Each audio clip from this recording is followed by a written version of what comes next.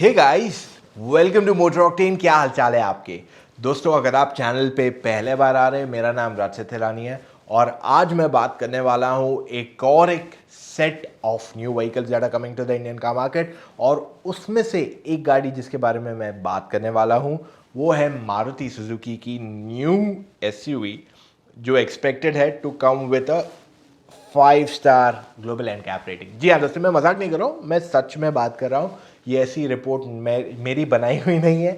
It has come on ET, economic times ने इस story को भी कवर किया हुआ है। और ये है कि मारुति सुजुकी और टोयोटा दोनों मिल के साथ में काम कर रहे हैं to develop 5 star rated global and cap car for the Indian car market.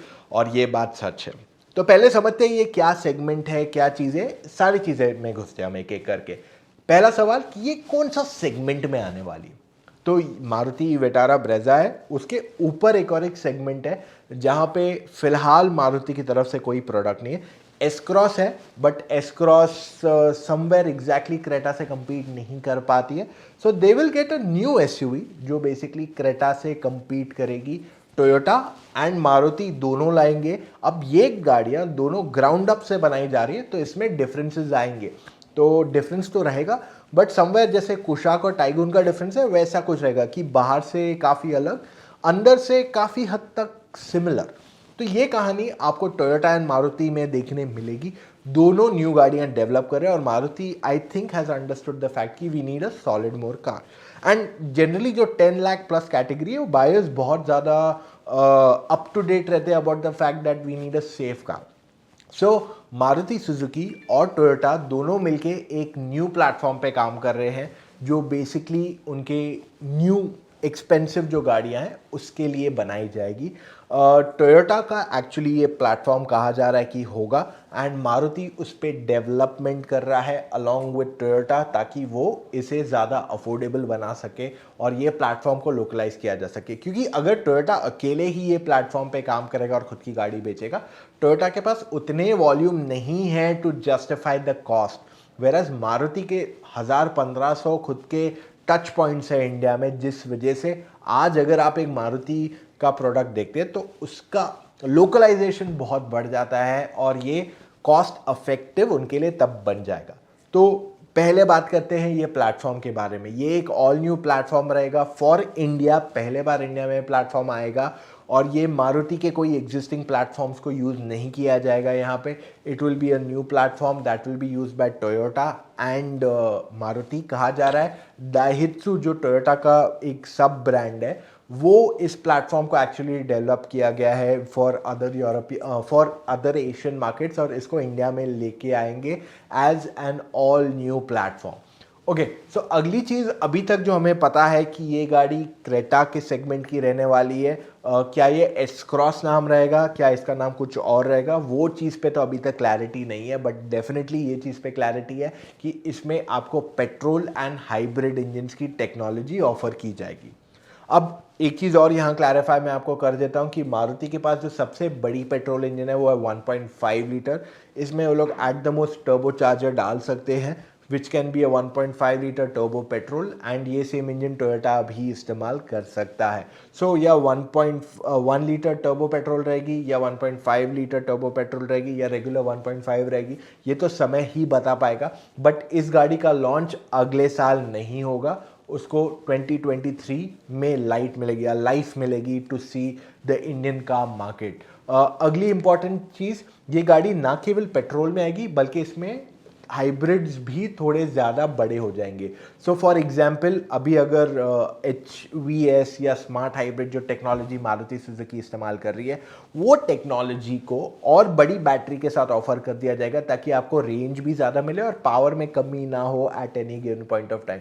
तो मारुति क्या करने की कोशिश करेगी, ये जो पेट्रोल और डीजल के बीच में गैप बढ़ रहा है 23 में ये गैप और बढ़ जाएगा क्योंकि तब डीजल इंजन्स की टेक्नोलॉजी एमिशंस पे न्यू नॉर्म आएगा और डीजल इंजन्स और महंगे हो जाएंगे देन द करंट। तो आज डीजल इंजन्स 1.5 लाख तक का डिफरेंस आता है फ्रॉम द पेट्रोल, वो 2 लाख तक चला जाएगा जब फेज 2 इसका आ जाएगा मार्केट में। 23 से ये कंपलसरी हो जाएगा हर गाड़ी को BS6 फेज 2 होने को। सो मारुति इसलिए कोशिश कर रहा है कि हाइब्रिड टेक्नोलॉजी अफोर्डेबल वाली लाए बीच में, ताकि वो 50 से 90 हज़ार रुपये का एक्स्ट्रा कॉस्ट में आपको ज़्यादा फ्यूल एफिशिएंसी दे, वो भी पेट्रोल इंजन पे। सो ये स्ट्रैटेजी मारुति अप्लाई करने वाला है। इसमें आपको 6 एयरबैग्स आएंगे गाड़ी के अंदर, ABS plus EBD, traction control, ESP, ये सारे फीचर्स इसमें ऑफर किए जाएंगे। Connected car tech, sunroof, Android auto, Apple car play, reverse parking camera, cruise control, automatic headlamps, rain sensing wipers, बहुत सारे और फीचर्स ले दिए जाएंगे। लेदर अपहोल्स्ट्री, मेरे हिसाब से जो एक्स्ट्रा फीचर्स इसमें आ सकते हैं, could be possible, I can not confirm right now, रह सकते हैं इसमें 360 camera and even panoramic sunroof. तो ये एक प्रिडिक्शन है, it's not a confirmation, but ये एक्सपेक्टेड है इस गाड़ियों में आने को, ताकि मारुति क्रेटा को वो कह सकते हैं ना प्रॉपर टक्कर दे सके, ताकि उनका प्रोडक्ट क्रेटा को आउटसेल करे। अगर उनको क्रेटा को टक्कर देनी है तो उनको फीचर्स तो ज़्यादा देने ही पड़ेंगे, और क्रेटा ऑलरेडी फीचर लोडेड गाड़ी आती है। सो इस वजह से उनको काफ़ी स्ट्रॉन्ग प्रोडक्ट लाना पड़ेगा क्रेटा के सामने, जो उसको ना केवल ब्रांड के मामले में चैलेंज करे, बल्कि फीचर्स एंड प्राइस, इन तीनों एस्पेक्ट्स में उसको अच्छी चुनौती दे सके। अब इसमें जो इंजन आने वाला है 1.5 नेचुरली एस्पिरेटेड या टर्बोचार्ज, या दोनों ऑफर किए जाएं इसमें, कि एक कम प्राइस में, एक हायर प्राइस में है। इसमें जो टर्बोचार्ज अगर आएगा तो 6 स्पीड मैनुअल आएगा विद CVT ट्रांसमिशन, एंड जो 1.5 रेगुलर रहेगा उसमें भी CVT ट्रांसमिशन दे दी जाएगी। सो मारुति के पास ऑप्शंस कहीं सारे हैं मार्केट में लाने के लिए। अब सवाल ये उठता है कि वो कब तक लाएगा। Unfortunately due to this chip shortage market में मारुति के काफ़ी लॉन्चेस डिले हो गए। जो सिलेरियो अब भी लॉन्च हुई है वो 6-8 महीना पहले उसको लॉन्च हो जाना चाहिए था, और ये बलेनो, ब्रेजा एक एक करके आ जाने चाहिए था। अभी तक शायद बलेनो भी लॉन्च हो गई होती थी अगर ये चिप शॉर्टेज नहीं होता।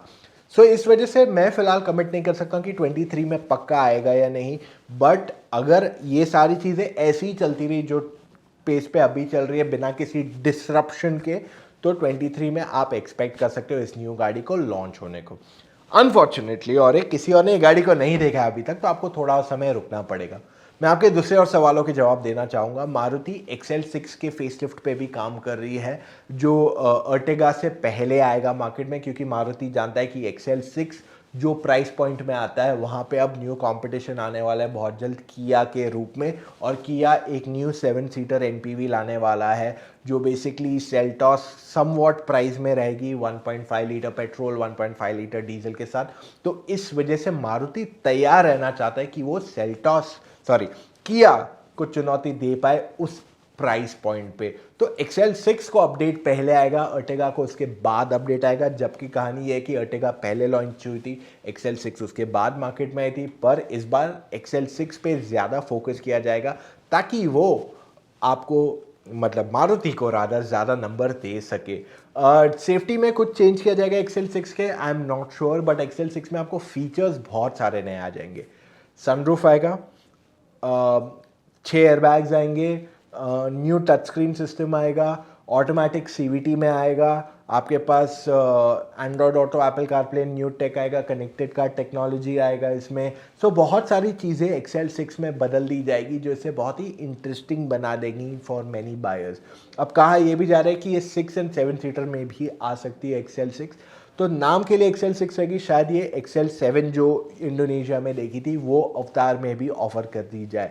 क्या इसकी बिल्ड क्वालिटी में कुछ बदलाव आने वाला है, उस पर पूरी क्लैरिटी नहीं आई है, बट एक चीज़ की क्लैरिटी हमें मिली है फ्रॉम दैट 18 की स्टोरी से, इकोनॉमिक टाइम्स की जो स्टोरी थी उसमें यह भी कहा गया है कि आगे चल के मारुति अपनी गाड़ियों को और मजबूत बनाएगा, जिससे उसका थोड़ा कॉस्ट बढ़ जाएगा, और ये जो उनकी गाड़ियाँ हैं और एक्सपेंसिव हो जाएंगी कहीं ना कहीं।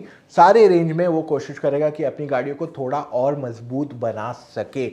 अब ये न्यूज़ इकोनॉमिक टाइम्स बोल रहा है, मेरा कहना यहाँ कुछ नहीं है, मैं सिर्फ आपका मैसेंजर बन रहा हूँ यहाँ पे। सो अगर आपके पास कुछ भी कमेंट्स है, प्लीज़ पुट इट बिलो। अगर आपको ये वीडियो पसंद आया, आपके लिए इन्फॉर्मेशन वाइटल है, give it a big like.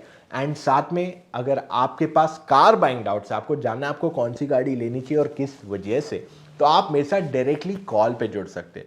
उसके लिए आपको क्या करना पड़ेगा, motoroctane.com/car-consultancy पे जाइए, वहाँ पे जाके आप अपने कुछ डिटेल्स भर दीजिए, कॉल टाइम चूज़ कीजिए मेरे साथ, विराट के साथ, हमारी टीम ऑफ एक्सपर्ट्स में किसी के साथ, एंड बस इतना ही काम करना है आपको। अब इतना वीडियो देखा है, ऐसे और वीडियो देखते रहना है तो सब्सक्राइब ठोक दीजिए अभी के अभी। That's all we have for right now. मिलेंगे कल फिर से एक नए वीडियो के साथ। Take care, drive safe. जब भी आप गाड़ी चलाएं सीट बेल्ट हमेशा पहने, चाहे आप आगे बैठे या पीछे। बाइक चला रहे हैं तो हेलमेट हर बार इस्तेमाल कीजिए।